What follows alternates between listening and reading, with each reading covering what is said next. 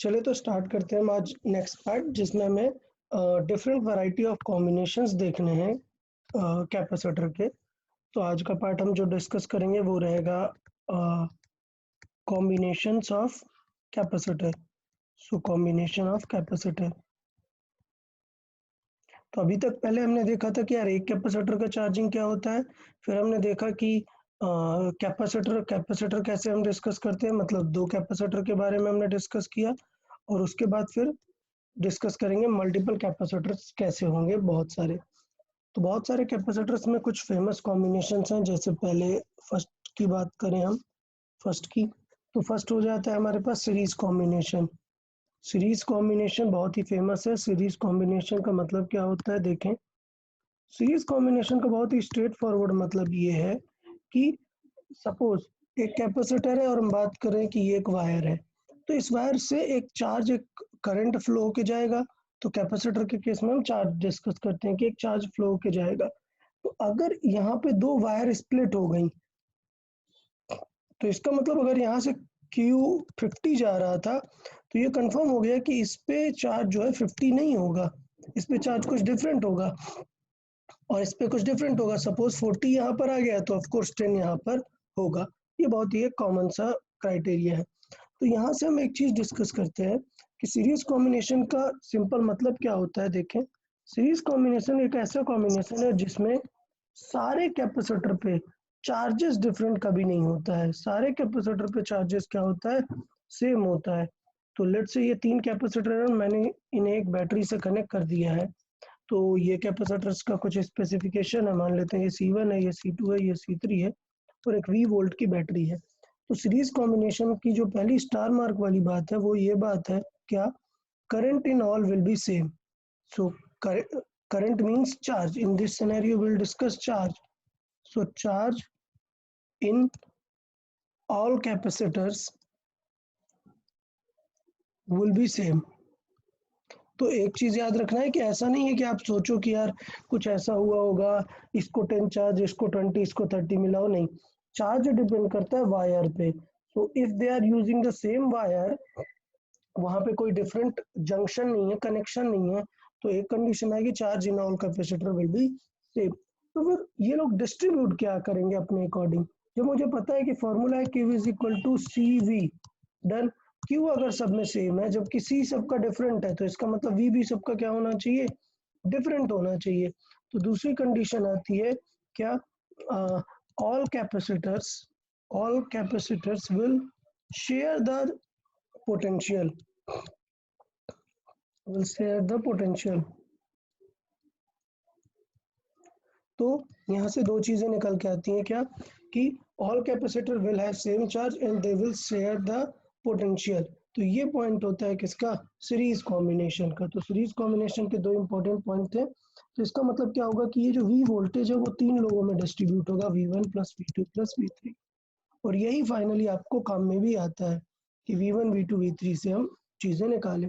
अच्छा, अभी हमें फॉर्मूला पता है Q इज इक्वल टू क्या होता है, C into V।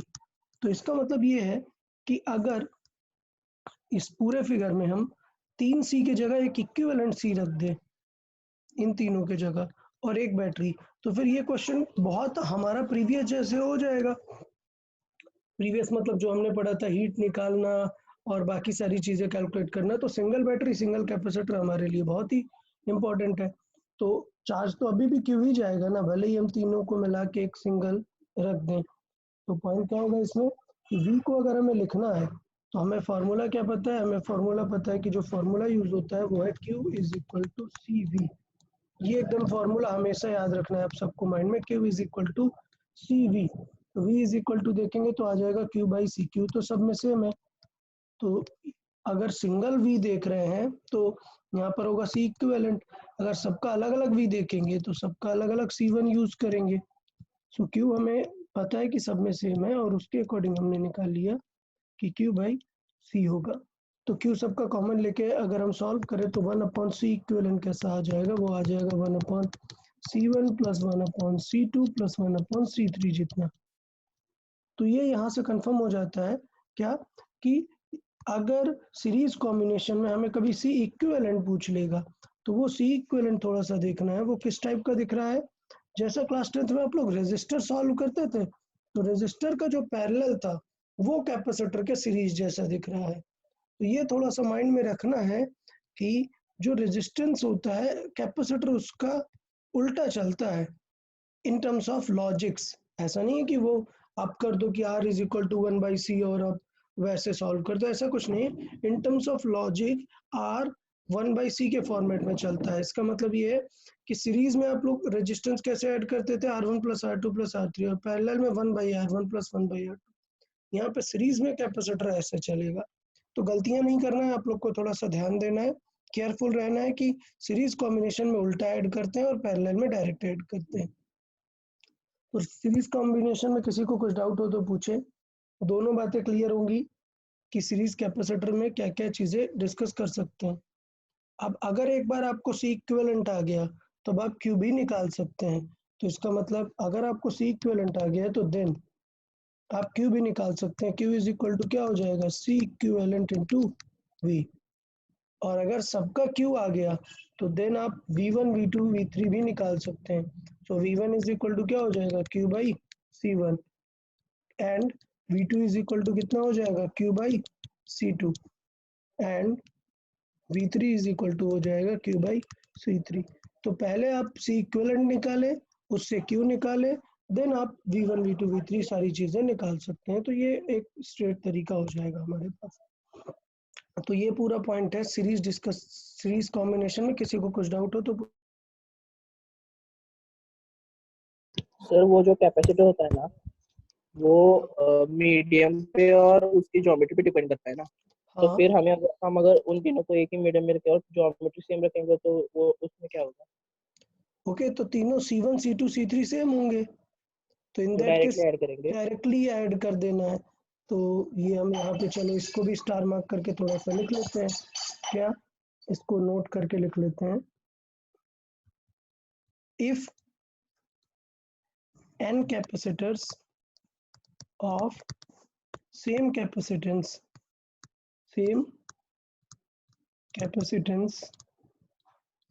are added in series combination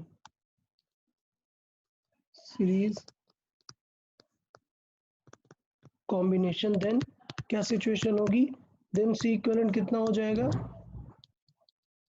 C equivalent. तो अगर हम यहाँ पर ऐड करें तो 1/c ऐसे करके n/c हो जाएगा, और जब हमें इन्वर्ट करना पड़ेगा तो सी इक्विवेलेंट क्या आ जाएगा, c/n।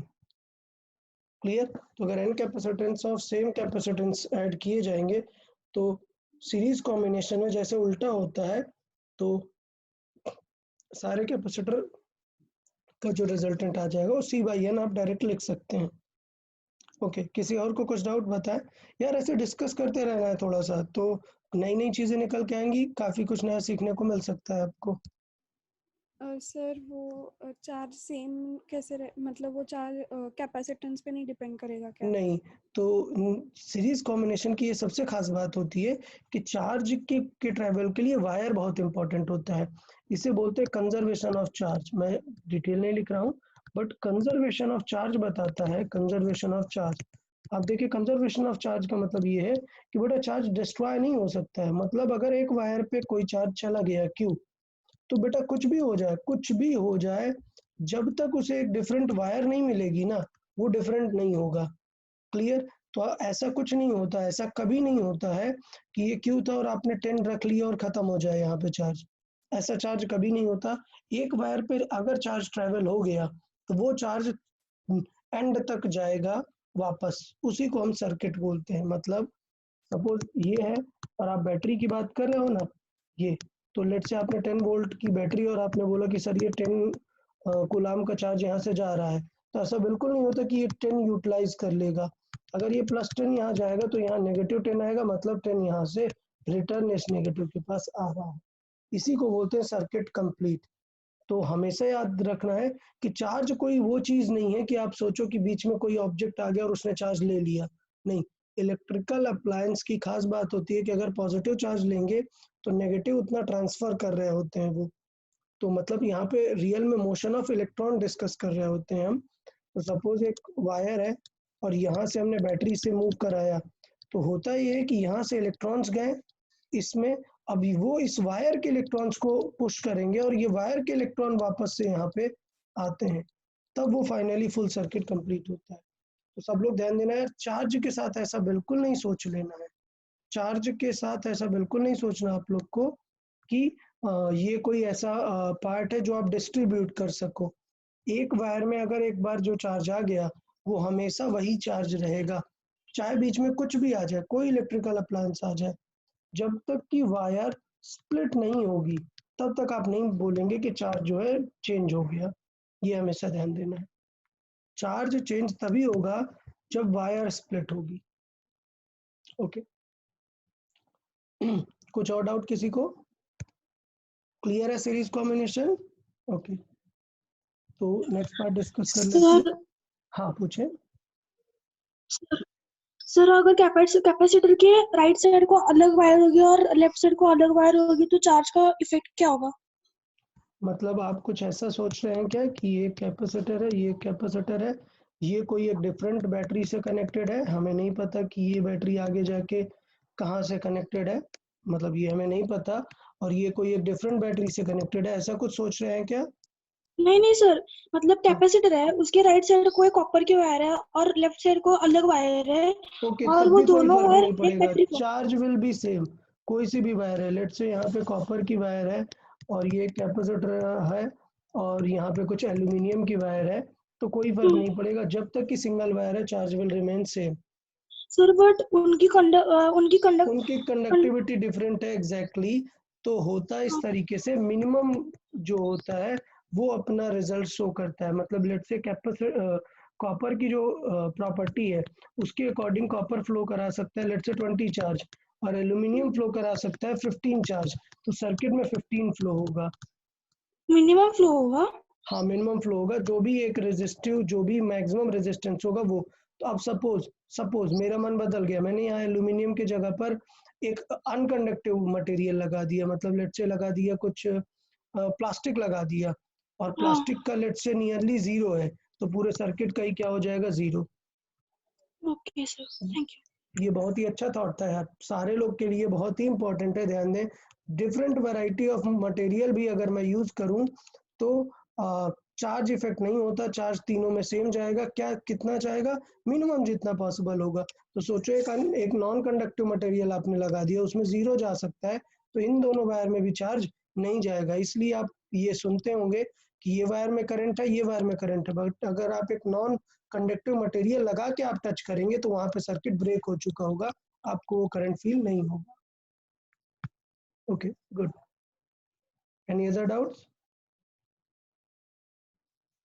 चले तो बात करते हैं नेक्स्ट हम पैरेलल कॉम्बिनेशन में। सो पैरेलल कॉम्बिनेशन, देखिए पैरेलल कॉम्बिनेशन क्या होता है। पैरेलल कॉम्बिनेशन में अब हम स्प्लिट करने वाले हैं, हम डिफरेंट कैपेसिटर को डिफरेंट वायर से कनेक्ट करने का ट्राई करने वाले हैं। तो अब हमने लेट से 3 कैपेसिटर ले लिए हैं और उन तीनों को डिफरेंट तरीके से ज्वाइन करने वाले हैं। सेम कर,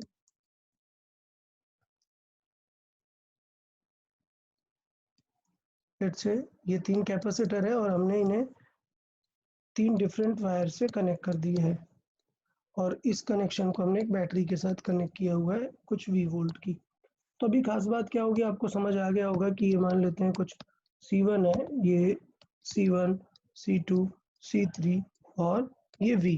तो अभी काम की बात क्या है कि अगर यहाँ से Q जाएगा चार्ज, तो बिकॉज 3 डिफरेंट वायर्स स्प्लिट हुई हैं, तो किसी भी जंक्शन पे अगर वायर स्प्लिट हो रही हैं तो आप समझ जाएं charges will be different.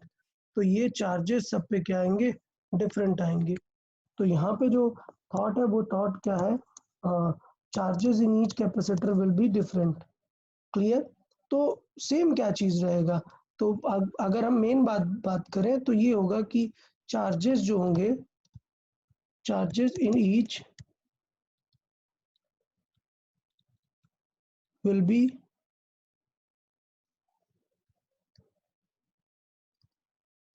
sharing from the total charge. So charges in each capacitor will be shared from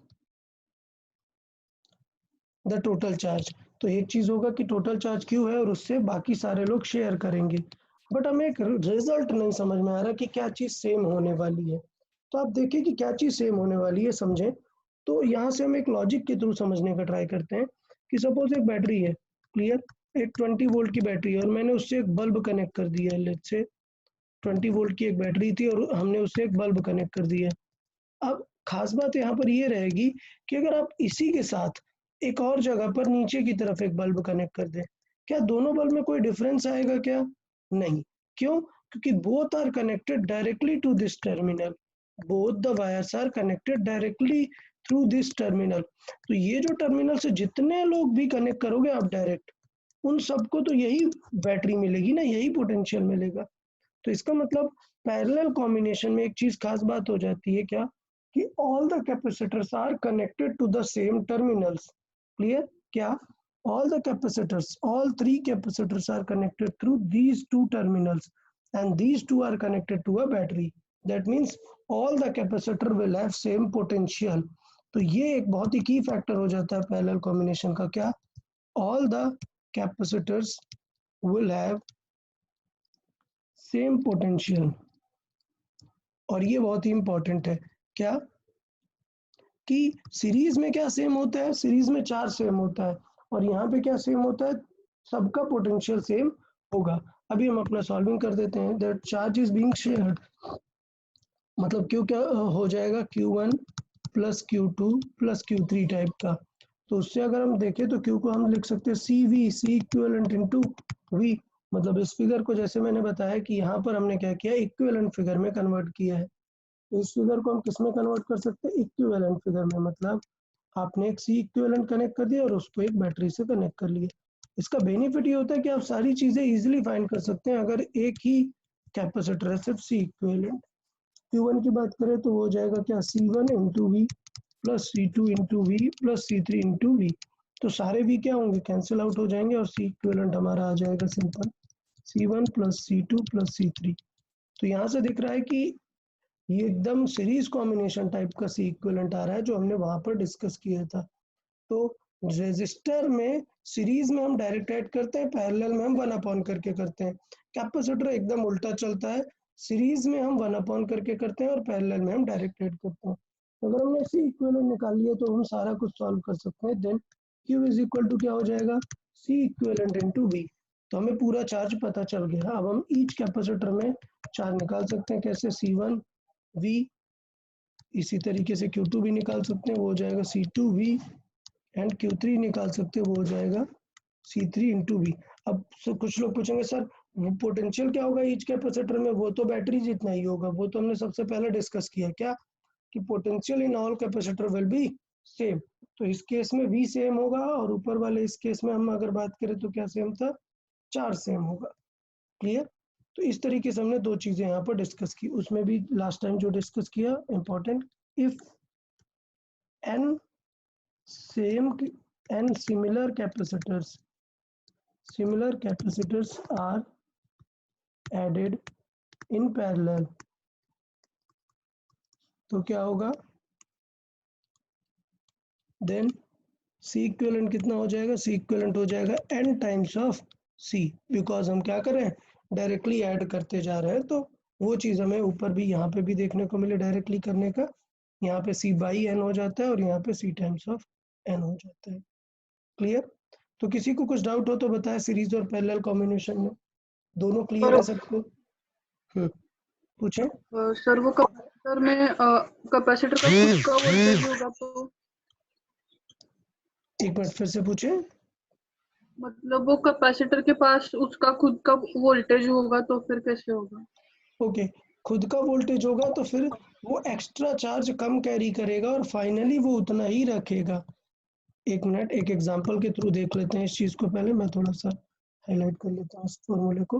हाँ, तो देखें, एक एग्जांपल के थ्रू देख लेंगे तो बहुत ही बेटर समझ में आ जाएगा। सपोज एक कैपेसिटर के पास ऑलरेडी कुछ चार्ज था, 20 चार्ज था, जबकि बैटरी 40 वोल्ट की थी।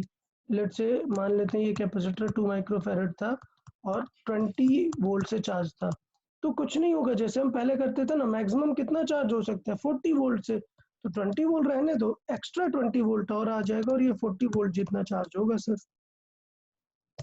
तो इनिशियल यही रहेगा, बट फाइनल चाहे कितने भी कैपेसिटर लगा दो, सबका फाइनल चार्ज क्या रहेगा, इसका भी 40 वोल्ट से रहेगा और इसका भी 40 वोल्ट से ही रहेगा। तो पहले कुछ रहेगा, कुछ फर्क नहीं पड़ता है, फाइनल हमें देखना होता है कि फाइनल कितना रहेगा, तो फाइनल बैटरी के अकॉर्डिंग ही रहेगा उसमें। हाँ, क्वेश्चन ऑफकोर्स पूछा जा सकता है कि फिर उसकी एनर्जी चेंज कितनी हुई, क्या कितना हुआ, तो वो आप निकाल सकते हैं कि चार्ज चेंज कितना हुआ उसके अकॉर्डिंग। किसी को कुछ डाउट यहाँ तक? सर पूछो। सर अगर पैरेलल सीरीज में 2 कैपेसिटर होंगे और उनका वोल्टेज अलग अलग होगा और बैटरी का उन दोनों से कम होगा, तो क्या होगा? ओके, तो वो बैटरी को चार्ज कर देंगे, मतलब आपने बोला कि लेट्स से ये 40 वोल्ट है और बैटरी 20 वोल्ट की है, तो हमने वो अभी डिस्कस किए थे ना सारे केसेस, अब क्या करेगा, ये कैपेसिटर इस बैटरी को चार्ज करने लगेगा, तो क्यू जरूर होगा, बट वो हीट लॉस के फॉर्मेट में मोस्टली जाएगा, एट द एंड ये 40 की जगह बैटरी जैसा ही बन जाएगा, 20 ही हो जाएगा, तो सर एट द एंड। हाँ, एक कैपेसिटर नहीं, 2 कैपेसिटर होंगे तो ओके अलग अलग वोल्टेज। ओके, 2 कैपेसिटर अलग अलग वोल्टेज के और एक बैटरी है, थोड़ा सा एग्जांपल में आप बताएं, लेट्स से क्या एज्यूम कर लें हम वोल्टेज, लेट्स से एक 40 एज्यूम कर लेते हैं, एक 20 एज्यूम कर लेते हैं, बैटरी कितना एज्यूम कर लें, 10। लेट्स से बैटरी 10 एज्यूम कर लिया, तो कुछ भी हो जाए ये भी फाइनल 10 बन जाएगा और ये भी फाइनल 10 बन जाएगा, ओके क्योंकि अगर वो एक ही बैटरी से कनेक्टेड है, साथ में कनेक्टेड है, तो उनका फाइनल वोल्टेज बैटरी जितना ही रहेगा। अब आप ऐसा कुछ क्वेश्चन बोले कि नहीं सर, पहले कुछ यहाँ पे एक S1 की लगा दी है, पहले S1 को क्लोज किया है, फिर बाद में यहाँ एक की S2 को क्लोज किया है, तो S1 अगर करेंगे तो पहले कैपेसिटर कैपेसिटर कॉम्बिनेशन से 40 और 20 का कॉमन निकालेंगे कि कॉमन क्या हो जाएगा, लेट से कॉमन आ रहा है 22, तो दोनों का कितना हो जाएगा, 22 हो जाएगा, और फिर आप S1 रिमूव करोगे, S1 रिमूव करोगे तो 22 वाला बिकॉज 10 से कनेक्टेड है तो ये 10 हो जाएगा, बट वो सर्किट तो रिमूव कर चुके हैं तो वो 22 ही रह जाएगा। तो वो डिपेंड करेगा कि अगर कनेक्टेड रहेगा बैटरी से तो वो बैटरी जितना ही रहेगा in any case. Okay sir, thank you. Okay, चले, तो अब हम एक एग्जांपल देते हैं और बाकी सब लोग आप सॉल्व करें। एग्जांपल है, let's say find the potential and find the potential and charges in each capacitor and the heat loss in the process of charging and the heat loss in the process। तो बात कर लेते हैं, so let's say एक example ले लेते हैं, कुछ कैपेसिटर ले लेते हैं, सो कुछ कैपेसिटर मान लेते हैं, 2 कैपेसिटर ऐसे कनेक्टेड है और ये एक बैटरी से कनेक्टेड है, ये हमें क्वेश्चन में गिवन है, तो ये क्वेश्चन में हमें डेटा गिवन है, मान लेते हैं ये है 20 माइक्रोफैरड और ये है लेट्स से 60 माइक्रोफैरड, 20 नहीं 30 कर लेते हैं, इजी हो जाएगा, लेट्स से 30 माइक्रोफैरड और ये 20 वोल्ट की बैटरी है। तो सॉल्व करें सब लोग, स्टार्ट सॉल्विंग।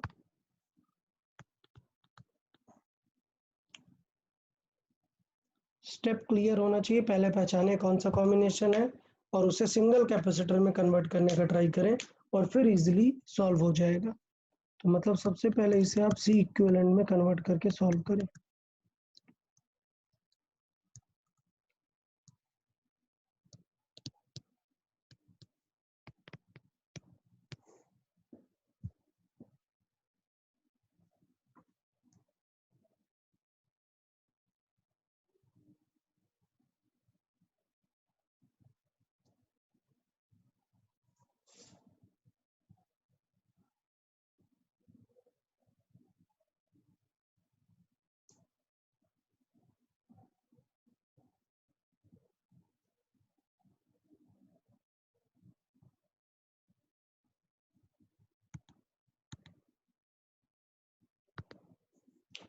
Okay good. तो अभी हमें सबसे पहले फोकस करना चाहिए सी इक्विवेलेंट निकालने में। C equivalent Anoop correct. देखें सी इक्विवेलेंट निकालने में फोकस करें। ये कैसा कॉम्बिनेशन है? सीरीज, मतलब उल्टा करना पड़ेगा। सो 1/c equivalent is 1/c1 + 1/c2। Solve कर लेते हैं। अगर दो होते हैं तो यार मैं डायरेक्टली कर लेता हूँ। सी इक्विवेलेंट क्या आएगा? क्रॉस मल्टीप्लाई करके c1 × c2/c1 + c2। तो कितना आएगा? c1 × c2 मतलब 30 × 60/30 + 60 90। सो 3 मतलब कितना आ जाएगा? 20। तो सी इक्विवेलेंट आ गया 20। अभी सी इक्विवेलेंट अगर आ गया 20 तो क्यू निकालना एकदम इजी हो जाएगा। क्यू इज इक्वल टू क्या हो जाएगा? अगर स्मॉल क्यू की बात करें इस सर्किट में, क्यू इज इक्वल टू होता है सी इक्विवेलेंट इंटू वी। और सी इक्विवेलेंट कितना है? 20 माइक्रो इंटू वोल्ट कितना है? 20। सो मल्टीप्लाई होगा, कितना आ जाएगा? 400 माइक्रो कूलम। यार कैलकुलेशन में जल्दबाजी में इतनी गलती नहीं करना है। कुछ लोगों ने 20 40 आंसर किया। अच्छा सी इक्विवेलेंट है आंसर किया है। Okay okay not a problem. मुझे लगा क्यू का आंसर कर रहे हैं। क्यू का आंसर 400 रहेगा। तो क्यू का आंसर हो गया 400। तो एक पार्ट आ गया हमारा कि चार्ज कितना होगा दोनों में। दोनों में चार्ज रहेगा 400। तो इस तरीके से पूछता है बोथ। सो Q1 Q2 कुछ फर्क नहीं पड़ता, सब पे आंसर क्या रहेगा? 400 चार्ज ही रहेगा माइक्रोकूलम। अब इसे यूज कैसे करना है एग्जाम में वो देखना है। तो यूज ये है कि मैं बोलता हूँ दोनों में अगर चार्जेस पता है, सी पता है, याद रखो लॉजिक याद रखना कि Q is equal to C V में, इस फॉर्मूले में कोई दो चीजें अगर आपको पता है तो बाकी आपका काम बन जाएगा।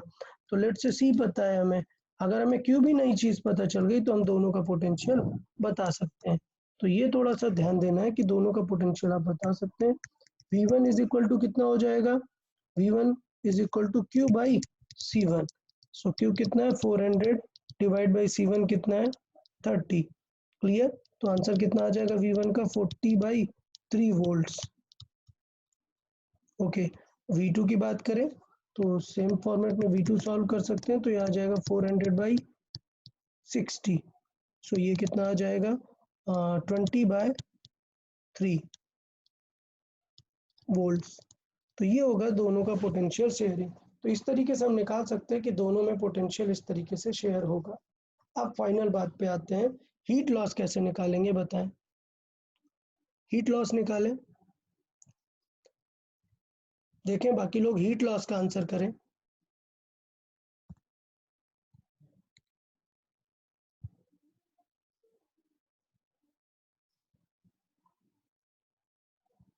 हीट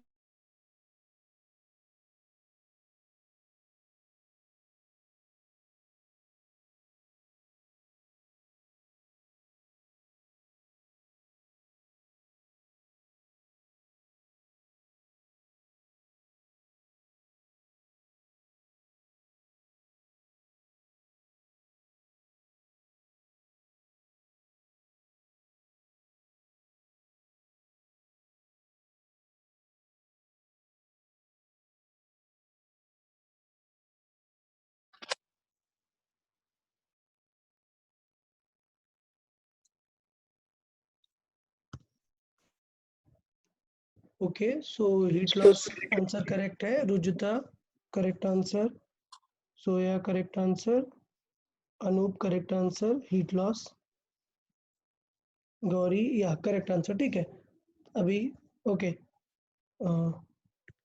तो काफ़ी लोग क्लियर है। आई गेस हीट लॉस आपको समझ में आने लग गया। अगर हीट लॉस आपको निकालना है तो इट्स बेटर कि फोकस ऑन सी इक्विवेलेंट। याद रखना कि to find the heat loss delta H अगर हमें फाइंड करना है तो ये पैटर्न लिखेंगे अपन, डेल्टा क्यू का square upon 2c।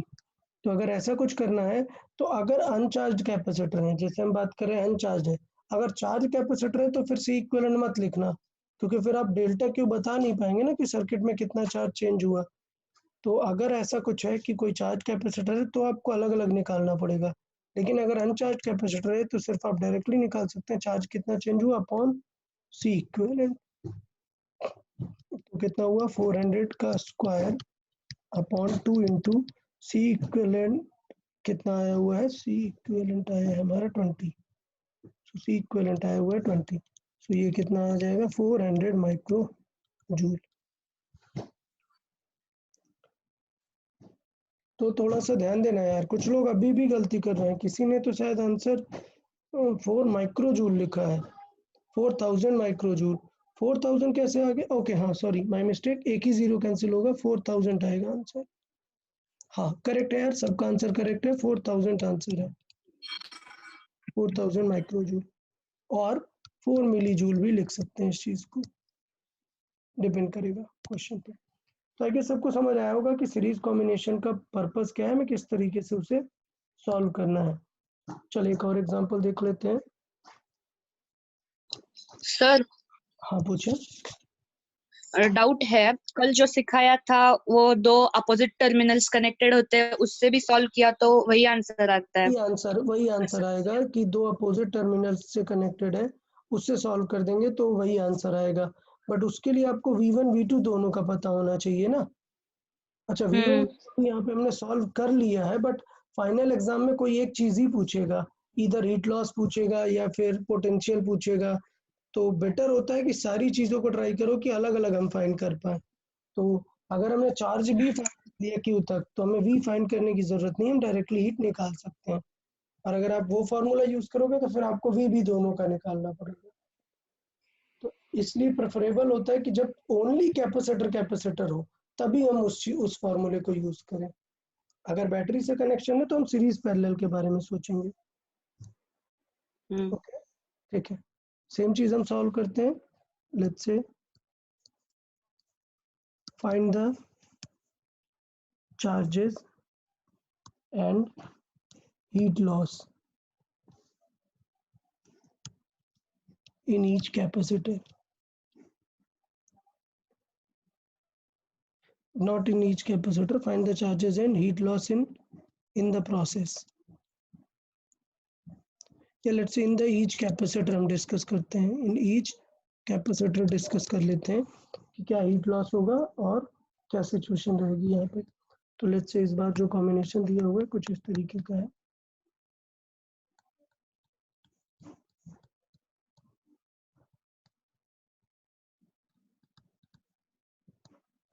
Okay so ये दो कॉम्बिनेशंस हैं। यहाँ पर जो वैल्यू है दैट इज 20 माइक्रोफैरड और ये है 30 माइक्रोफैरड और ये 10 वोल्ट की बैटरी है। सॉल्व करें सब लोग।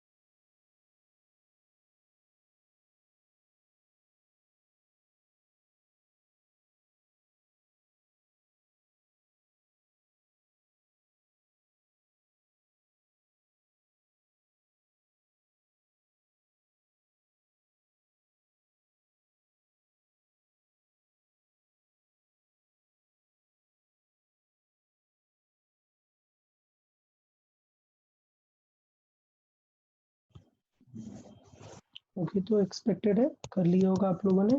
ये सी इक्विवेलेंट है, ये एक बैटरी है, तो इन दो कैपेसिटर को मिला के हमने एक कन्वर्ट कर दिया किसमें, सी इक्विवेलेंट पे। अभी हमें पता है कि ये दोनों पैरेलल में है, तो सी इक्विवेलेंट कैसे निकाल सकते हैं, डायरेक्टली निकाल सकते हैं C1 प्लस C2 से। सो सी इक्विवेलेंट कितना आ जाएगा 20 प्लस 30, सो सी इक्विवेलेंट हमारा आ जाएगा 50 माइक्रोफैरड का। ओके अब सी इक्विवेलेंट आ गया, वी हमें पता है ये वी कितना है 10 वोल्ट है, तो हमें क्यू यहाँ से पता चल जाएगा, क्यू इज इक्वल टू कितना आ जाएगा सी इक्विवेलेंट इंटू वी। और सी इक्विवेलेंट इंटू वी की बात करें तो सी इक्विवेलेंट है 50 इंटू वी कितना है 10, सो कितना आ गया चार्ज 500 माइक्रो कूलम। बट अभी एक चीज ध्यान देना है कि दोनों सर्किट में चार्जेस क्या होगा, डिफरेंट होगा। तो अगर हम बात करते हैं charge on 20 microfarad capacitor, so charge on 20 microfarad capacitor अगर हमें डिस्कस करना है, जिसको हम नेम दे देते हैं लेट्स से Q1, तो Q इज इक्वल टू हो जाएगा C1 इंटू वी। C1 अगर बात करें that is 20 microfarad into V कितना है, तो वी वो बैटरी से कनेक्टेड है 10, तो इसका मतलब इसके पास कितना चार्ज है, ये है 200 माइक्रोकूलम। सो सिमिलरली Q2 की बात करेंगे, वो हो जाएगा C2 इंटू वी। सो ये याद रखना है यार, Q is equal to CV बस इम्पॉर्टेंट है। आपको किसी भी कैपेसिटर के बारे में दो चीजें देखनी है और काम बन जाएगा। तो C कितना है 30 इंटू वी अगेन 10, तो ये हो गया 300 वोल्ट, 300 माइक्रोकूलम ये चार्ज हो गया दोनों कैपेसिटर्स का।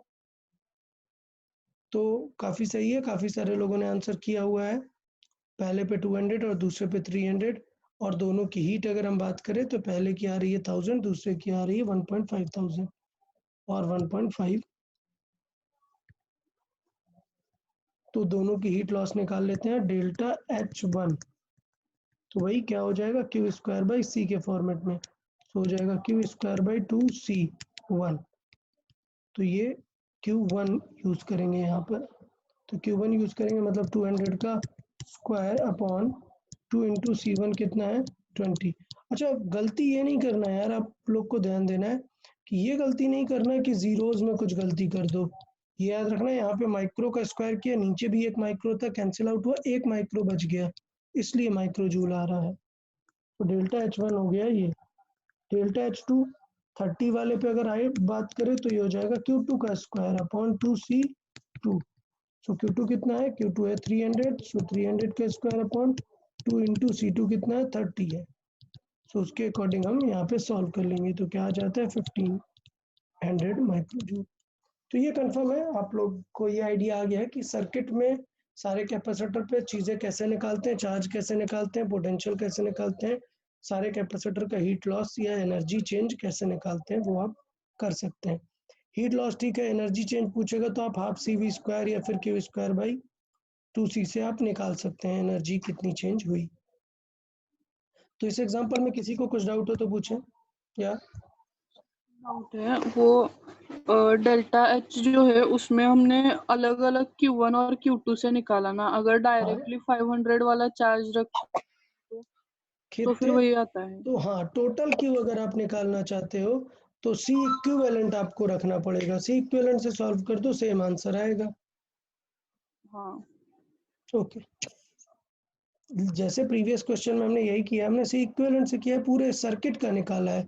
इस क्वेश्चन में मैंने दे दिया है कि आप अलग अलग निकाल लें। चलो एक नेक्स्ट एग्जांपल दे देते हैं जिसमें पूरे सर्किट पे सॉल्व कर लेते हैं। क्लियर, तो find charges and potential of each capacitor, CL of each capacitor and heat loss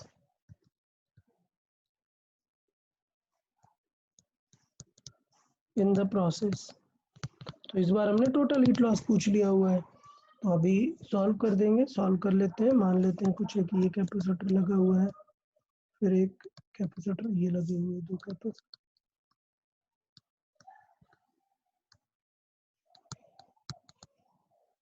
तो ये सिनेरियो है हमारे पास, बात कर लेते हैं। मान लेते हैं लेट्स से 20 वोल्ट की बैटरी है, ये C1 कुछ है 5 माइक्रोफैरेड, ये है 6 माइक्रोफैरेड, ये है 3 माइक्रोफैरेड, ये 4 माइक्रोफैरेड ले लेते हैं। अच्छा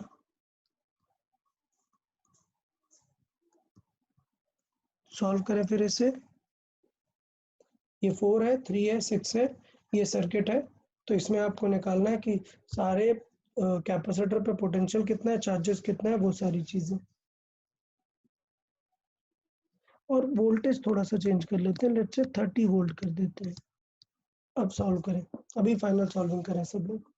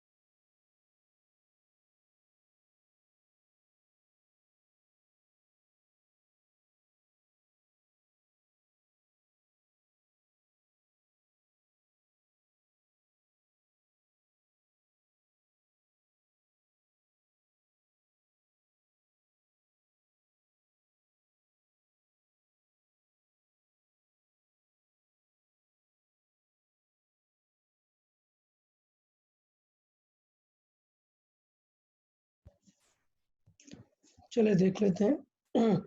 correct answer Anoop, Zoya, good, correct answer. चले तो बात करते हैं थोड़ा सा, यार समझना क्या है, आप लोग देखें कि कभी भी अगर आप बहुत सारे कैपेसिटर देखो तो क्या करना होता है, रिडक्शन प्रोसेस फॉलो करना है। क्या? Reduction process. रिडक्शन प्रोसेस क्या होती है? रिडक्शन प्रोसेस होती है कि आप देखो which two capacitors are in series और उनके जगह पे उनका क्या रख दो, सी इक्विवेलेंट रख दो। क्लियर? सो आप ये फोकस करो, आप रिडक्शन प्रोसेस का मतलब होता है choose any two capacitors in series or parallel, in series or parallel, then use their C equivalent। तो रिडक्शन प्रोसेस का मतलब होता है कि पहले देखो कि कौन से दो सीरीज में है और पैरेलल में, और उनका सी इक्विवेलेंट रख के वहां पे यूज करो रिडक्शन।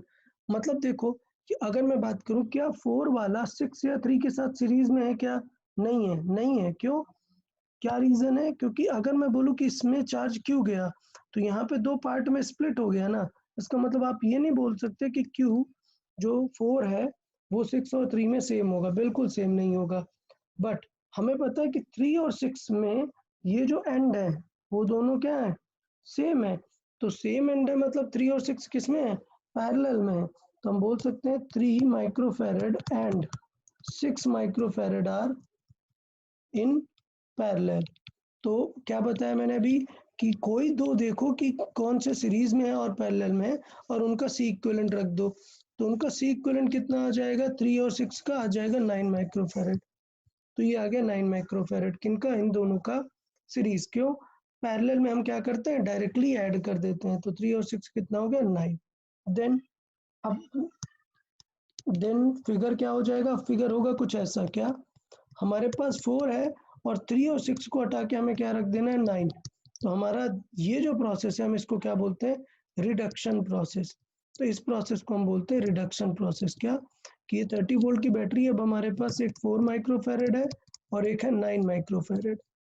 तो इसका मतलब अब हमें नया सी इक्विवेलेंट निकालना पड़ेगा। वो नया सी इक्विवेलेंट कितना हो जाएगा, C1 upon C1 plus C2।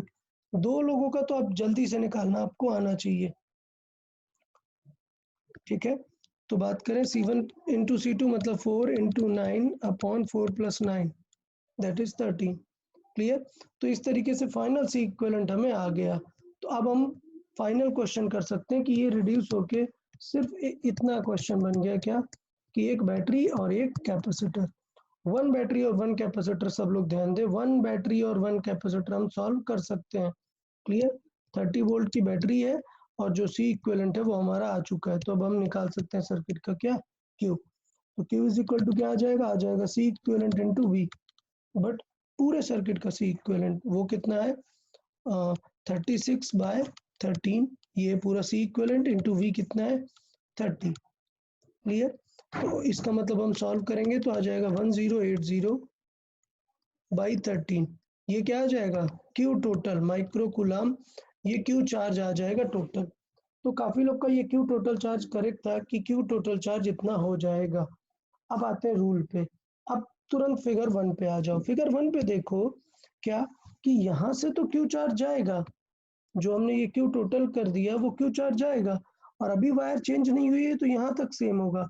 But in दोनों में डिफरेंट हो जाएगा ना चार्ज, क्योंकि वायर स्प्लिट हो चुकी है। तो अगर मैं पूछूं अलग अलग आपसे कि चार्ज ऑन पहला वाला कितना है, 4 माइक्रोफैरड, तो उस पर बिल्कुल क्यू ही रहेगा। सही है, आपका आंसर क्यू होगा 1080 बाई 13 माइक्रो कूलम। ये करेक्ट है। लेकिन अगर मैं बात करूं क्या, चार्ज ऑन, ये कौन सा चार्ज है, 6 माइक्रोफैरड। 6 माइक्रोफैरड पे आपको निकालना हो तो क्या हो जाएगा, तो इन दोनों पे चार्ज क्या होगा, स्प्लिट हो जाएगा, हमें निकालना पड़ेगा। तो कोई बताएगा कि what is the easiest approach to solve this, कोई आंसर करे। काफी लोग का करेक्ट आंसर है, बताएं। सर अगर एवरेज हमें 6 लेंगे, माइक्रोफैराड, हाँ एवरेज लेंगे मतलब एक में 2x जाएगा और एक में 3x जाएगा, तो 3x इज इक्वल टू वो टोटल चार्ज। ओके, एक में 2x जाएगा, एक में 3x जाएगा, ये कैसे पता चला? एक की कैपेसिटी दूसरे से ट्वाइस है ना सर, तो डायरेक्टली नहीं अच्छा, जाएंगे। किस में ट्वाइस जाएगा, किस में ट्वाइस जाएगा? 2x किस में जाएगा? वो 6 माइक्रोफैराड में। 6 में 2x जाएगा। ओके ठीक है, चले। तो एक सॉर्ट ऑफ हम क्या बना सकते हैं, एवरेज रूल बना सकते हैं, या हम स्प्लिट रूल बना सकते हैं। तो पीछे मैंने पैरेलल कॉम्बिनेशन कहाँ पे सिखाया, यहाँ पर। यहाँ पे जब हम पैरेलल कॉम्बिनेशन देख रहे थे तो देखो हमें Q निकालना है, तो हम यूज कर सकते थे क्या, C1 इंटू वी का लॉजिक। बट सोचो जब V नहीं पता आपको, आपको सिर्फ Q टोटल पता है और V भी नहीं पता, तो आप देखो V को क्या लिख सकते हो, यहाँ से देखो V को क्या लिख सकते हो, V को लिख सकते हो Q बाई सी इक्विवेलेंट। तो इसका मतलब क्या होगा, C1 बाई सी इक्विवेलेंट हो जाएगा ना Q।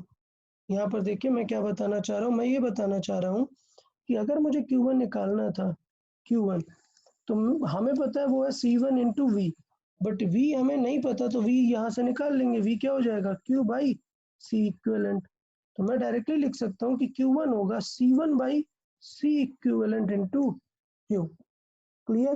तो इस तरीके को हम बोलते हैं क्या, स्प्लिट रूल, कि अगर दो कैपेसिटर्स हैं हमारे पास और हमें डायरेक्ट आंसर निकालना है, हमें ज़्यादा सॉल्विंग नहीं करनी है, तो हम क्या यूज़ करते हैं, split rule.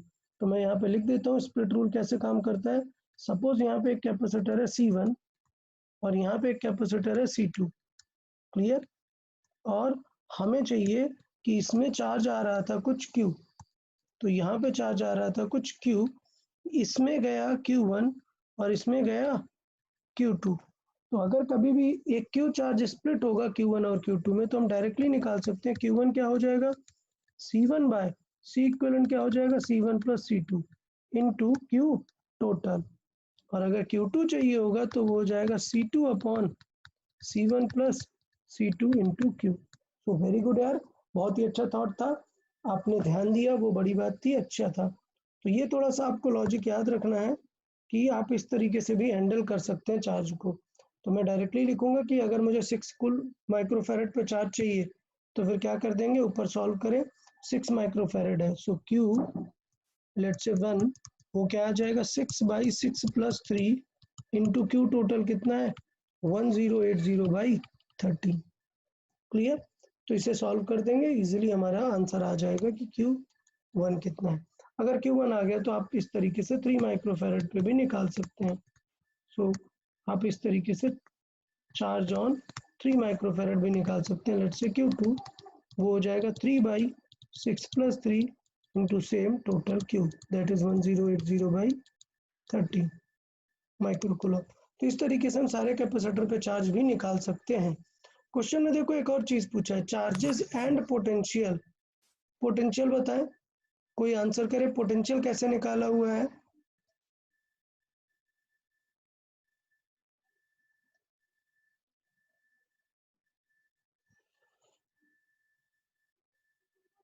Okay, someone answer, potential कैसे सॉल्व करेंगे, पोटेंशियल, पोटेंशियल ऑफ 4 माइक्रोफैरड बताएं।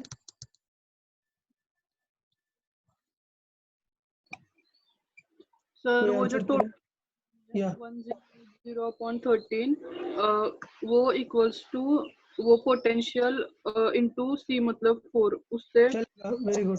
सो V इज इक्वल टू, अगर हम बात करें तो सिंपल हो जाएगा क्या, Q by C. So V is equal to होता है सिंपल Q बाई सी। इस 4 माइक्रोफैरड पे Q कितना आ रहा है और इसका C कितना है, तो इसका पोटेंशियल आ जाएगा, इसका Q कितना है, इसका Q है 1080 बाई 3 और इसका C कितना है, इसका C है 4। तो यहाँ से टोटल हम इसका निकाल सकते हैं कि चार्ज कितना हो जाएगा 1080 बाई 30। क्लियर है? तो इस तरीके से हम इसको भी कर सकते हैं। क्लियर? किसी को कुछ डाउट? इस तरीके से सबका भी निकाल सकते हैं। तो सेम अगर हमसे पूछा जाए कि let's say potential of 6 microfarad अगर आपसे पूछा है, तो सेम अभी हमने उसका क्यों निकाला ही है, तो क्या हो जाएगा, Q is equal to C V कर देते हैं, तो वहां से हम निकाल सकते हैं कि V क्या हो जाएगा, Q बाई सी। तो उसका Q बाई उसका C।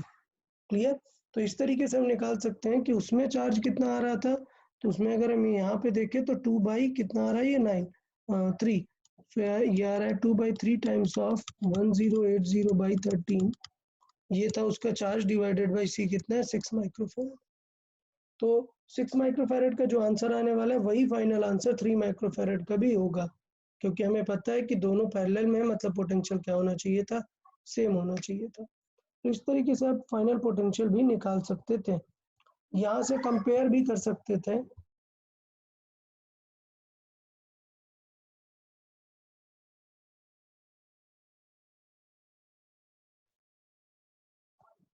तो यहाँ पे बात कर लेते हैं कि 4 और 9 की अगर हम बात करें तो एक लॉजिक ये भी लगा सकते हैं कि सीरीज में तो शेयर करते हैं ना चार्जेस, मतलब इस फिगर में मैं देखता हूँ सीरीज में तो पोटेंशियल शेयर करते हैं, तो आप यहाँ पर ये भी देख सकते हैं कि 30 वोल्ट का कुछ पार्ट 4 के पास रहेगा, कुछ पार्ट 9 के पास रहेगा। आप उस तरीके से पैरेलल मतलब शेयरिंग लॉजिक भी लगा सकते हैं कि यार पोटेंशियल जो है 1 के फॉर्मेट में शेयर कर लेंगे, या फिर आप इस तरीके से सारे का क्यू निकाल के सबका पोटेंशियल भी निकाल सकते हैं। अब फाइनली बात है कि हीट लॉस की, तो अगर हम बात करते हैं हीट लॉस की, तो हीट लॉस कितना हो जाएगा, हीट लॉस हम निकाल सकते हैं, डेल्टा एच जो होगा वो क्या हो जाएगा, डायरेक्टली निकाल सकते हैं, डेल्टा क्यू सर्किट से कितना क्यू गया upon C equivalent, delta Q का स्क्वायर अपॉन सी इक्विवेलेंट। तो टोटल चार्ज हमें सर्किट का पता है, हमें सी इक्विवेलेंट सर्किट का पता है, हम निकाल सकते हैं। तो ये मैं मान रहा हूँ कि सॉल्व कर देंगे। थोड़ा क्वेश्चन में मैंने वैल्यूज ऐसी दे दी हैं कि आंसर थोड़ा सा बहुत डिफरेंट आने लग गया है, तो उसमें चलेगा, उतना थॉट नहीं देना है। आप बुक में से जब क्वेश्चन सॉल्व करेंगे तो आपको सी इक्विवेलेंट यूजुअली बहुत अच्छा सा आ जाता है आंसर, ऐसा अपॉन 13 वगैरह नहीं आएगा, तो आप उसमें से प्रैक्टिस कर सकते हैं। तो यार पहले एक बार देखें, थोड़ा सा इस क्वेश्चन को प्रॉपरली देखें, हमने क्या क्या स्टेप फॉलो किए। किसी को कुछ डाउट रहता है तो पूछें, इस क्वेश्चन में किसी को कुछ डाउट रहेगा तो पूछेंगे, फिर एक और क्वेश्चन दूंगा तो उसे जल्दी से सॉल्व करने का ट्राई करेंगे। अभी देखें। सर मुझे एक डाउट है। हाँ पूछें। सर वो 4 माइक्रोफैरड में जो वोल्टेज है वो बैटरी के इक्वल नहीं होगा, तो फिर वो पैरेलल्स में जो वोल्टेज होगा वो 4 माइक्रोफैरड का जो वोल्टेज है उसके इक्वल होगा। नहीं नहीं नहीं, ये जो इन दोनों का पैरेलल है वो 30 वोल्ट नहीं हो सकता है, क्योंकि देखो बीच में ये भी तो कनेक्शन है ना, ये पॉइंट भी है। तो एक टाइप का शेयरिंग हो गया, इन दोनों का 3 और 6 का जो 9 है वो डिफरेंट वोल्टेज शेयर करेगा और 4 एक डिफरेंट वोल्टेज शेयर करेगा, दोनों अपने रेशियो में शेयर करेंगे वोल्टेज। हाँ। तो अभी हर बार पैरेलल मतलब हर बार ये नहीं होता कि बैटरी जितना हो जाएगा, पैरेलल मतलब होता है कि दोनों का सेम होगा, वो जिसके अबाउट कनेक्टेड है वो उसके अबाउट हमें देखना पड़ेगा। हाँ। ओके। और देखें यार, एक बार पूरा ट्राई कर लें, किसी को कुछ डाउट है तो बताएं।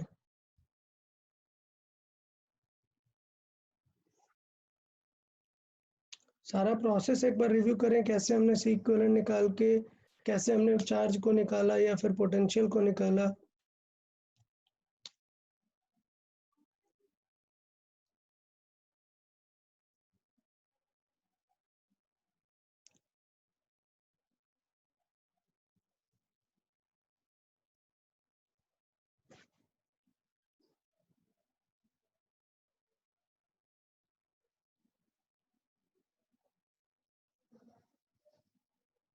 Okay.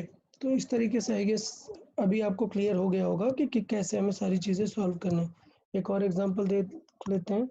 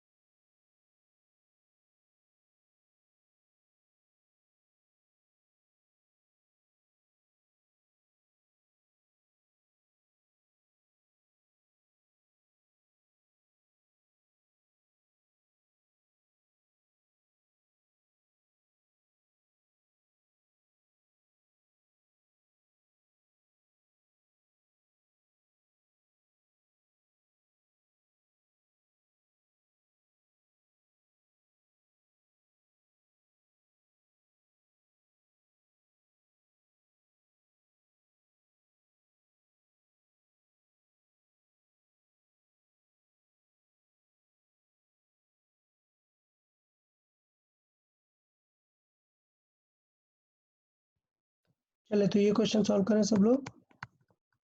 Find the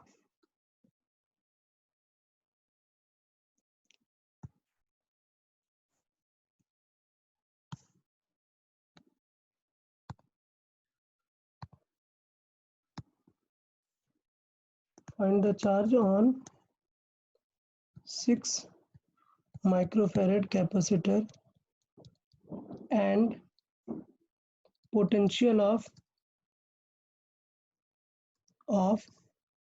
3 microfarad capacitor। चले सॉल्व करें सब लोग जल्दी से। पहला आंसर होगा charge on 6 microfarad capacitor and then the potential on 3 microfarad capacitor।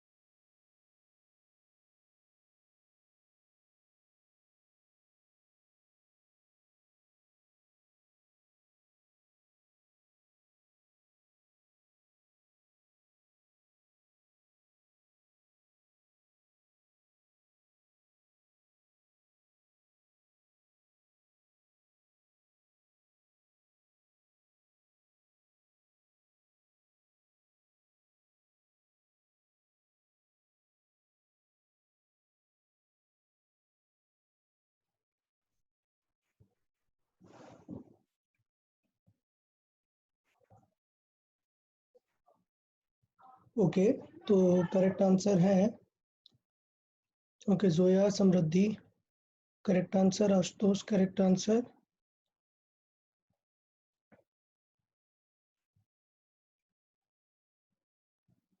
Okay Gauri Karanjkar. Question देखे कि हमने क्या पूछा है, हमने पोटेंशियल पूछा है और हमने चार्ज पूछा है। चार्ज आपका सही है, पोटेंशियल इनकरेक्ट है। पोटेंशियल देखें रुजुता, चार्ज इनकरेक्ट है, चेक करें एक बार।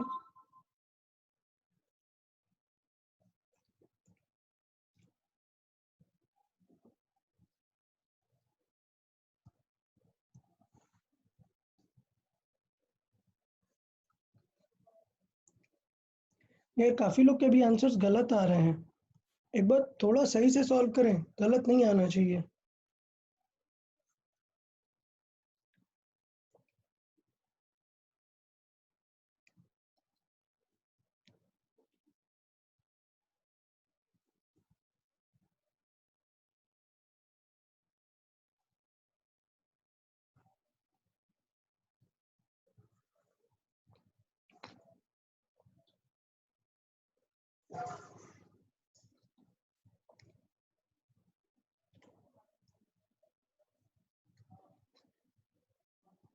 अभी तक पोटेंशियल का आंसर सिर्फ आशुतोष का करेक्ट है, जोया का करेक्ट है। अभी तक पोटेंशियल का आंसर सिर्फ 2 ही लोग का करेक्ट है।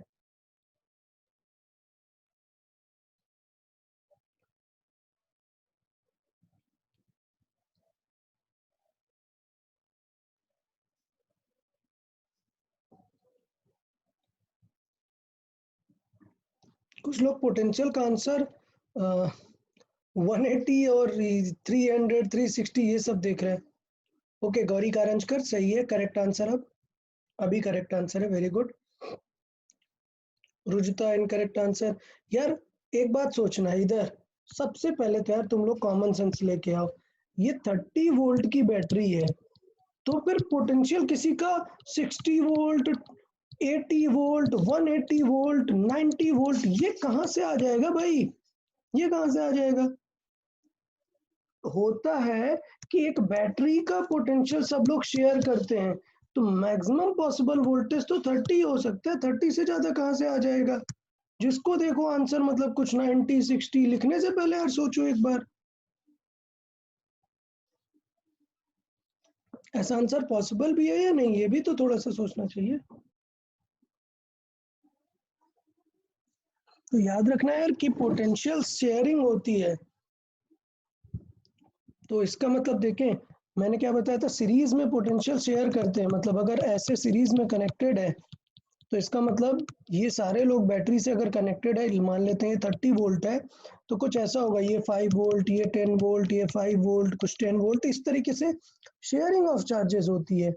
सब लोग को ये समझ में आ रहा है, शेयरिंग ऑफ चार्जेस होती है। ओके समृद्धि, अभी करेक्ट आंसर है।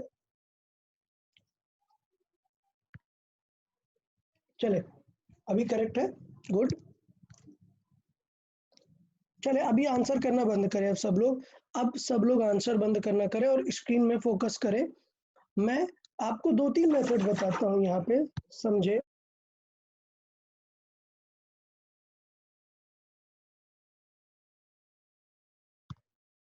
चले तो एक चीज समझने का ट्राई करते हैं अपन कि इसको कितने पर्सपेक्टिव से हम देख सकते हैं। सब लोग याद रखना, एक कन्वेंशनल मेथड है और एक एग्जाम में जल्दी करने का भी मेथड है। कन्वेंशनल मेथड की बात करें तो हमें एक चीज तो करनी ही पड़ेगी, क्या? Reduction process. क्या करना पड़ेगा हमें? Reduction process. रिडक्शन प्रोसेस क्या थी? हमने बताया था कि आप फोकस करो कि किन चीजों को आप रिड्यूस कर पा रहे हो, किन के बारे में आप श्योर हो कि ये कंफर्म है। तो श्योर हम 2 लोगों के बारे में, देखो ये 18 और 18 सीरीज में है और ये तीनों किसमें है? पैरेलल में है। तो मैं अभी के लिए क्या कर लेता हूँ, सिर्फ पैरेलल को पहले रिड्यूस कर लेता हूँ। तो ये दोनों 18 को रखे रहने देता हूँ और इन तीनों के पैरेलल को यहाँ पे कुछ सी इक्विवेलेंट करके लिख देता हूँ। तो ये 18 है, ये 18 है और ये कुछ सी इक्विवेलेंट डैश मान लेता हूँ है। अब बात करते हैं सी इक्विवेलेंट डैश निकालेंगे कैसे। तो 1/c इक्विवेलेंट क्या होगा? ये तीन जो है पैरेलल में, कौन सा? 3, 6 और 9। तो मतलब हो जाएगा कितना, सॉरी पैरेलल में तो डायरेक्ट ऐड कर देंगे। तो सी इक्विवेलेंट जो डैश है हमारा वो क्या हो जाएगा? 3 + 6 + 9। सो कितना आ जाएगा? 18 माइक्रोफैरड। ये सी इक्विवेलेंट आ गया। तो अब देखो ये तीनों तो सीरीज में है ना, सीरीज में याद है डायरेक्टली लॉजिक हमने बताया था क्या, कि अगर सारे इक्वल है तो सीरीज में 1/n टाइम्स हो जाता है सी इक्विवेलेंट। तो अगर मैं फाइनली सी इक्विवेलेंट की बात करूं, नया सी इक्विवेलेंट, तो अब एग्जाम में 1/18 1/18 ऐसा करने की जरूरत नहीं है, तीनों सेम है, क्या आंसर आ जाएगा? 18/3। तो ये है लॉजिक नंबर 1। यहाँ पे जो हमने टारगेट किया है वो हमने डेटा को यूज किया हुआ है। आप लोग को समझना है, जो आपको पढ़ाया जाता है उसको आपको यूज करना आना चाहिए। तो यहाँ पे हमने उस सेटअप को यूज किया हुआ है। किस सेटअप को यूज किया हुआ है? कि अगर n कैपेसिटर्स हैं और सारे सेम है तो आंसर हो जाता है C/n, दैट इज 6 माइक्रोफैरड। तो ये हो गया हमारा टोटल सिस्टम का सी इक्विवेलेंट। अब हमें क्या चाहिए? टोटल सिस्टम में Q कितना जाने वाला है। So Q is equal to क्या आ जाएगा? C equivalent into V। तो मतलब कितना हो जाएगा? C कितना है? 6 और V कितना है? 30। तो Q कितना आ गया? 180 माइक्रोकूलम। ये हमारा दूसरा थॉट है जो हमने निकाल के रख लिया है। डन। अब ये जो मैं बता रहा हूँ ये कन्वेंशनल प्रोसेस बता रहा हूँ। क्या आपको पता चल गया है कि Q कितना है? 180 है। तो अब आप यहाँ से देखें, इस फिगर में देखें कि आपको पता चल गया है कि इस फिगर में Q कितना आ रहा है? 180। तो इनका कुछ पार्ट यहाँ पर आएगा ना, इनका कुछ पर्टिकुलर पार्ट यहाँ पर आएगा। तो हम क्या कर सकते हैं, हमें देखना है कि कौन कितना कितना पार्ट रखेंगे। तो अपन डायरेक्टली क्या लगा सकते हैं? स्प्लिट रूल यहाँ पर लगा सकते हैं। डन। तो मैं डायरेक्टली निकाल रहा हूँ। हमें क्वेश्चन में क्या चाहिए था? Charge on 6 microfarad. तो देखें यहाँ पे हम डायरेक्टली कर सकते हैं क्या, चार्ज ऑन 6 माइक्रोफेरेड। तो charge on 6 microfarad capacitor.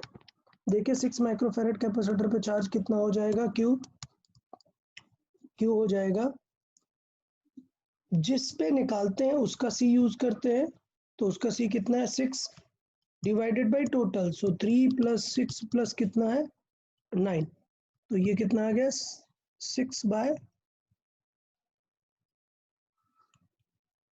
Sorry into Q भी करेंगे ना, तो इनटू टोटल कितना है, इसे क्यू वन मतलब क्यू डैश मान लेते हैं, टोटल कितना हो जाएगा 180 कूलम।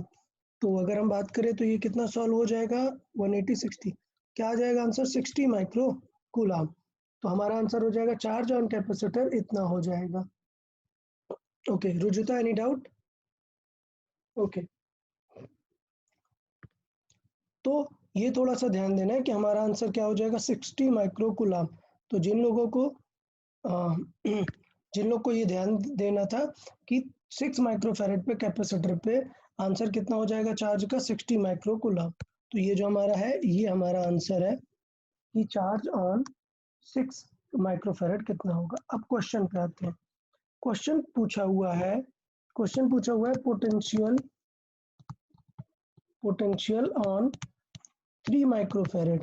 तो अब क्या करोगे आप 3 माइक्रोफैरेड पे भी चार्ज निकाल के सॉल्व करने का ट्राई करोगे, बट ज़रूरत नहीं है।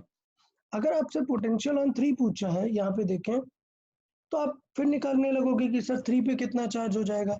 एक्स्ट्रा कैलकुलेशन की ज़रूरत ही नहीं है। एग्जाम में अगर 6 माइक्रोफैरेड पूछा है तो 6 पे फोकस करें, पोटेंशियल 3 पे पूछा है तो 3 का चार्ज यूज करेंगे। तो मान लेते हैं कि 3 पे चार्ज कितना होगा वो उसके अकॉर्डिंग हम वहाँ पे निकाल सकते हैं। तो पोटेंशियल इज इक्वल टू क्या हो जाएगा Q बाई C करके हो जाएगा। सो पोटेंशियल हो जाएगा Q बाय C, क्लियर। और Q बाई C अगर हम बात करें तो Q कुछ डबल डैश है कि 3 वाले पे कितना आएगा और C 3 वाले का कैपेसिटर, क्लियर। तो इस तरीके से हम यहाँ पे देख सकते हैं कि पोटेंशियल ऑन 3 निकालने के 2 तरीके हैं। फिर से मैं एक बार बता रहा हूँ, फिर से ध्यान दें। Q डबल डैश है कि 3 माइक्रोफैरेड पे कितना है, वो कैसे निकालेंगे 3 बाई 3 + 6 + 9 × 180। ये तरीका हो गया किसका, चार्ज ऑन 3 माइक्रोफैरेड अपॉन 3 उसका माइक्रो कूलम उसका चार्ज है, तो वो लिख दे। तो अगर हम ऐसा पूरा सॉल्व करेंगे तो आंसर आ जाता है कितना 10 वोल्ट्स। तो ये एक दूसरा मेथड हुआ कि हमने 3 माइक्रोफैरेड पे 10 वोल्ट पोटेंशियल निकाल लिया है। बट अब बात करते हैं कि लेट से क्वेश्चन में चार्ज वगैरह पूछा भी नहीं है, तब आप पोटेंशियल कैसे निकाल सकते हैं, सोचें तब आप पोटेंशियल कैसे निकाल सकते हैं। तो यहाँ पे क्विक व्यू भी है, सुनेंगे क्विक व्यू भी है। कोई मुझे बताएगा सबने ऐसे निकाला है या किसी ने कुछ क्विक व्यू दिया है, बताएं कोई आंसर करे ये। पोटेंशियल 30 टोटल लिखा है और वो 18 वाले 2 है उनका 10 10 करके कैलकुलेट किया और पैरेलल कॉम्बिनेशन का सेम होगा तो वैसे कैलकुलेट किया। Very good very good. तो अभी क्या करना है, कैलकुलेट करने की जरूरत नहीं थी, हमें स्ट्रेट सोचना है क्या कि all these capacitors are same ना। Look all these capacitors are having 18 value, that means अगर इनका C सेम है तो ये पोटेंशियल भी तो सेम रखेंगे ना। मतलब अगर मैं ये V1 बोलूं तो V1 V2 और V3 तीनों का क्या होगा, सेम होगा ना, बिकॉज तीनों का C क्या है, सेम है। तो अगर मुझसे क्वेश्चन 3 माइक्रोफैरेड कैपेसिटर पे पूछा हुआ था पोटेंशियल बताओ, तो याद रखना कि सबसे इजीएस्ट वे कि आपने C इक्विवेलेंट के बारे में सोचा और तुरंत देखा कि ये 30 वोल्ट, ये 30 वोल्ट ही क्या हुआ है डिस्ट्रीब्यूट होगा, तो 10 10 10 तीनों को मिलेगा बिकॉज तीनों सेम है। तो अभी आप लकी हैं, और यूजुअली एग्जाम में भी ऐसे ही क्वेश्चन आते हैं जिसमें आप जल्दी गेस कर पाए। तो इसमें हम गेस कर पा रहे हैं कि तीनों को कितना वोल्टेज मिलेगा 10 10 10। अभी थॉट देखना कि तीनों का वोल्टेज कितना है 10 10 10, तो तीनों का हमें V पता चल गया ना, तो Q हम निकाल ही सकते थे। तो कॉमन सेंस से भी क्वेश्चन जल्दी से हो जाता। क्या आपको सारे कैपेसिटर का वोल्टेज पता चल गया था कि सारे कैपेसिटर का वोल्टेज क्या है 10, तो इसका भी 10 है, इसका भी 10 है और ये पूरे पैरेलल में है तो सबका 10 10 10 रहेगा। अभी किसी का भी क्यू पूछा है, सोचो 6 का पूछा है तो Q इज इक्वल टू क्या होता है C × V, मतलब 6 × 10, कितना आंसर आ गया 60। तो देख रहे हैं बिना क्यू टोटल निकाले, बिना कुछ स्प्लिट रूल लगाए, एक कॉमन सेंस से भी आ गया। तो मैं चाहता हूं आप लोग को कि आप लोग इस कॉमन सेंस को भी माइंड में रखेंगे। क्लियर है? तो किसी को कुछ डाउट है इसमें तो बताएं। ये जो मैंने कॉमन सेंस वाला भी फैक्टर बताया है क्या, कि अब हाँ कुछ लोग आएंगे, कुछ लोग पूछेंगे सर अगर अलग अलग होता, लेट्स से एक 18 होता, एक 30 होता, एक कुछ और होता, तब क्या करते? अरे भाई तब तो फिर सी इक्विवेलेंट लगा के फिर पूरा सॉल्व करते। क्लियर? तो ये जो लॉजिक्स होते हैं वो as per the question dependent होते हैं, कि आपका लक अच्छा है और तीनों सिमिलर है तो आपने डायरेक्टली गेस कर लिया कि क्या वैल्यू आएगी पोटेंशियल की। क्लियर? तो उस फॉर्मेट में आप डायरेक्टली सोच सकते हैं कि पोटेंशियल की वैल्यू किसमें कितनी कितनी आएगी। डन? अगर तीनों सीरीज में है तो पोटेंशियल किसी का भी निकालना है तो आप पूरा क्यू निकाल सकते हैं और फिर किसी पे भी चार्ज या पोटेंशियल निकाल सकते हैं। सोचो क्यू इक्विवेलेंट आ गया ना, तो क्यू इज इक्वल टू क्या है, सी इंटू वी। तो वी इज इक्वल टू क्या हो जाएगा, क्यू बाई सी। मतलब आपको जब क्यू सबका पता है तो जस्ट सी करते जाओ, सबका आपको पोटेंशियल आ जाएगा। तो ये Q is equal to C V पे आपको थोड़ी सी प्रैक्टिस और कमांड की जरूरत पड़ेगी, तो ये चीज आप लोग को थोड़ा सा ध्यान देना। ये वाला क्वेश्चन क्लियर है? ये वाला क्वेश्चन किसी को कुछ डाउट हो तो अभी पूछ लो। ये वाला क्वेश्चन में किसी को कुछ डाउट हो तो पूछ लो।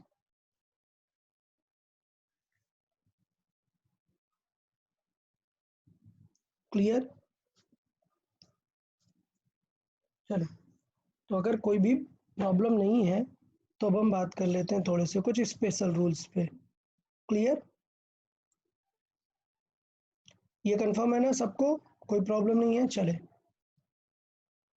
तो अब हम यहाँ पे कुछ स्पेशल पॉइंट्स देख लेते हैं।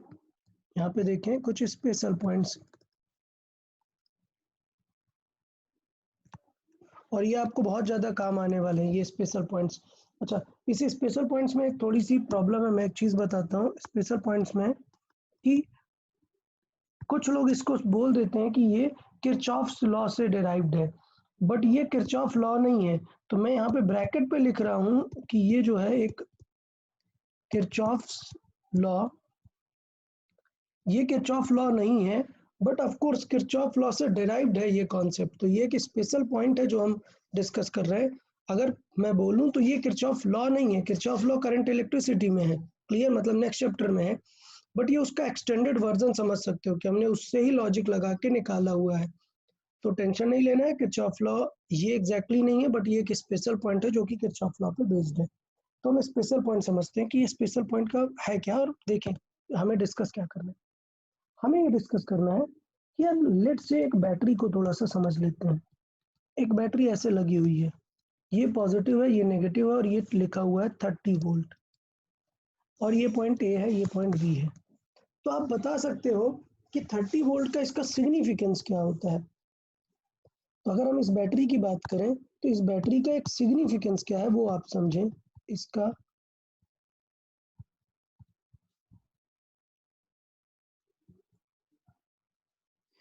सिग्निफिकेंस जो हम देखें वो क्या है, वो ये है कि बैटरी का मतलब होता है 30 वोल्ट डिफरेंस क्रिएट करना। मतलब आप याद रखना कि बैटरी का पॉजिटिव टर्मिनल जिससे कनेक्टेड होगा ये हाई पोटेंशियल पे होगा और ये लो पोटेंशियल पे होगा, और दोनों के बीच डिफरेंस कितना होगा, 30 वोल्ट। ये बैटरी का सिग्निफिकेंस होता है। मतलब अगर मैं एग्जाम में बोलूं कि अगर ये लेट से है 0 वोल्ट, अगर मैं बोल रहा हूँ कि ये 0 वोल्ट है, तो फिर इसे कितना होना पड़ेगा, इसे 30 वोल्ट लोअर होना पड़ेगा इस रेफरेंस से। मतलब ये कितना हो जाएगा, -30 वोल्ट हो जाएगा। मतलब अगर मैं इसके ए टर्मिनल को कर देता हूँ लेट से 50 वोल्ट ए टर्मिनल को, तो 30 लोअर मतलब कितना बचेगा, ये 20 वोल्ट इसे होना पड़ेगा। तो बैटरी का मतलब कभी ये मत समझ लेना कि नहीं सर ये अगर है तो क्या VA 30 होगा और VB 0 होगा। अगर मैं यहाँ पे कॉमन सेंस की बात करूँ जो बाकी सब लोग सोचते हैं, तो ये याद रखना, not always. Of course it is a good possibility कि ये 30 और ये 0 है, बट ये ऑलवेज नहीं है। बैटरी का सिग्निफिकेंस है टू क्रिएट 30 वोल्ट डिफरेंस, कैसा भी हो वो, मतलब अगर मैंने इसे -20 कर दिया तो ये और 30 वोल्ट नीचे चला जाएगा, मतलब कितना हो जाएगा -50 वोल्ट। क्लियर? ऑफ कोर्स अगर मैंने इसे 30 वोल्ट किया है तो ये माइनस करके क्या आ जाएगा, 0 आ जाएगा। तभी ये सबको समझ में आया यार क्या, what is the significance of a battery. और हमें पता है कि यार हमारा कैपेसिटर भी क्या होता है, बैटरी जैसा ही होता है। क्लियर है ये सबको? तो अगर हम यहाँ पे बात करें तो एक इम्पॉर्टेंट बात ये निकल के आई कि ये अगर ऐसे पॉजिटिव और नेगेटिव से कनेक्टेड है तो ये याद रखना कि V positive is always greater than V negative terminal. ये मेन बात है बस हमारी, ये आपको एक कॉमन सेंस लगा के रखना है। क्लियर? किसी को कुछ डाउट है इसमें तो पूछे, जल्दी से पूछे। ये जो मैंने अभी एक स्पेशल सिग्निफिकेंस बताया कि बैटरी का पर्पस क्या है वो ध्यान दें। आप लोग को हमेशा लगता होगा कि 30 वोल्ट कनेक्ट किया तो B हो गया 0 और A हो गया 30, ऐसा नहीं है। All these possibilities are correct. किसी को कुछ डाउट यहाँ पे नहीं? तो नेक्स्ट पॉइंट पे चलते हैं हम। देखें कुछ रूल्स बना लेते हैं यार, जो हम अब रूल्स फॉलो करेंगे। वो रूल क्या है वो देख लेते हैं थोड़ा सा। रूल नंबर 1 अगर हम बात करें क्या, कि लेट्स से एक बैटरी लगी हुई है, डन, और ये V वोल्ट की बैटरी है, हमें नहीं पता कुछ V वोल्ट है, और ये पोटेंशियल A है, ये पोटेंशियल B है। तो अगर आपको पता है कि VA ज़्यादा है, याद रखना बिकॉज VA कनेक्टेड है पॉजिटिव से, सो VA is greater than VB। Clear? तो अगर हम बात करें कि अगर हम बात करें कि moving from A to B, अगर हम A टू B मूव कर रहे हैं तो पोटेंशियल किस तरीके से लिखेंगे, क्या VA है, VA में अगर हमें पता है कि VA ज़्यादा है, कितना V टाइम्स, तो VA माइनस V करेंगे तब आंसर किसका आ जाएगा, VB का आ जाएगा। क्लियर? तो ये हमारा एक रूल बन जाता है। तो रूल नंबर 1 यहाँ लिखने की जरूरत नहीं है, ये हमारा बन जाता है रूल नंबर 1। रूल नंबर 2 क्या, अगर हमें पोटेंशियल डिफरेंस लिखना है, पोटेंशियल डिफरेंस, पोटेंशियल डिफरेंस मतलब हमें क्या लिखना है, हमें लिखना है डेल्टा V। डेल्टा V लिखना है, डेल्टा V मतलब हमें लिखना है कुछ ऐसा, VAB, VAB। क्लियर? तो VAB की अगर हम बात करें तो VAB का मीनिंग क्या होगा, एक फिजिकल मीनिंग बताएं, VAB का फीलिंग क्या होता है, कोई बताए? अगर हमें कहीं पे भी डेल्टा V निकालना है किन्हीं दो पॉइंट्स के बीच में और सिंपल लिखा हुआ है VAB, तो इस VAB का मतलब क्या होगा, VA minus VB। Okay, VA minus VB, good. तो इसका मतलब हुआ VA माइनस VB। तो इसका मतलब ये है कि हमें पोटेंशियल डिफरेंस बताओ, VA माइनस VB निकालेंगे ना, हमें पता है VA क्या ज़्यादा है, तो इसका मतलब VAB जो होगा वो क्या आएगा, पॉजिटिव V आएगा। तो VAB कितना आएगा, वो आएगा पॉजिटिव V। ये हुआ स्टेप 2। अब आप सोचेंगे कि इतना रूल बना के क्यों लिखा रहे हैं, क्योंकि जब आप एग्जाम में दो तरीके से क्वेश्चन सॉल्व होते हैं, एक होता है मूविंग रूल, मतलब जब हम सर्किट में मूव करते हैं, और एक होता है कि एग्जाम में हमसे पूछ लेता है पोटेंशियल डिफरेंस। तो याद रखना है कि जब आप मूव करेंगे तो चेक करेंगे कि बैटरी आपको सपोर्ट कर रही है या अपोज कर रही है। तो मतलब मूविंग में हम क्या चेक करते हैं, चेक सपोर्ट और अपोज। मतलब क्या, समझे इसका मतलब क्या, कि जब आप A टू B ट्रेवल कर रहे थे, देखना जब आप A टू B ट्रेवल कर रहे थे तो बताओ बैटरी आपको जाने देगी क्या करंट, लेट से आप एक करंट है और आप एक A टू B ट्रेवल कर रहे हैं, तो ये बैटरी तो ऐसे करंट फ्लो करा देगी ना। क्लियर? तो इसका मतलब क्या होगा कि ये बैटरी आपका अपोज क्रिएट कर रही है। तो इसका मतलब क्या होगा, ये बैटरी आपका अपोज क्रिएट कर रही है, तो आपने VA से स्टार्ट किया, माइनस ये क्या है, एक टाइप का अपोज है। तो ये हम देख सकते हैं कि नेगेटिव हमने क्यों यूज किया, क्योंकि बैटरी हमें क्या कर रही है, अपोज कर रही है। क्लियर? तो जब मूविंग रूल यूज करते हैं, जब हम ट्रैवल करते हैं A टू B, अच्छा कुछ लोग को अभी ये समझ नहीं आ रहा होगा कि अरे क्या बता रहे हैं, लॉजिक समझें, जब हम क्वेश्चन देखेंगे तो अभी मैं बताऊंगा कि इनका यूज क्या है। अभी के लिए लॉजिक समझे, दो तरीके हैं क्वेश्चन में, या तो आपको मूविंग रूल यूज करना पड़ता है या तो आपको पोटेंशियल डिफरेंस निकालना पड़ता है। तो जब मूविंग रूल यूज करते हैं तब क्या चेक करते हैं बेटा, सपोर्ट कर रहा है या अपोज कर रहा है। तो आप ट्रेवल कर रहे हैं ऐसे, आप देखो कि उसकी करंट आपको सपोर्ट कर रही है क्या या अपोज कर रही है। क्लियर? करंट, अच्छा हाँ, कुछ लोग कभी ये भी नहीं होगा बेटा, करंट जो होती है इस तरीके से मानते हैं कि बैटरी के पॉजिटिव टर्मिनल से करंट आगे जा रही होती है। हम हमेशा ऐसे अज्यूम करते हैं कि बैटरी के पॉजिटिव टर्मिनल से करंट आगे जा रही है, तो उसके अकॉर्डिंग फिर सपोर्ट और अपोज चेक करना होता है। अच्छा, अगर आपको डिफरेंस लिखना है, क्लियर, तो डिफरेंस में आपको कुछ चेक करना नहीं है, क्या क्या करना होता है, विच नहीं, use the sign of plate which comes first, मतलब जो प्लेट सबसे पहले आ जाए उसका आपको साइन यूज करना होता है। तो देखें मैं क्या बताना चाह रहा हूँ, मैं ये बताना चाह रहा हूँ कि अगर ऐसे बैटरी लगी है ए टू बी, डन, और आप ट्रैवल कर रहे हैं ए टू बी, मतलब आप लिख रहे हैं वी ए और फिर ट्रैवल कर रहे हैं, तो ये पॉजिटिव आपका अपोज करेगा ना, ये पॉजिटिव आपका अपोज करेगा, तो क्या करेंगे, minus V is equal to V B. Clear?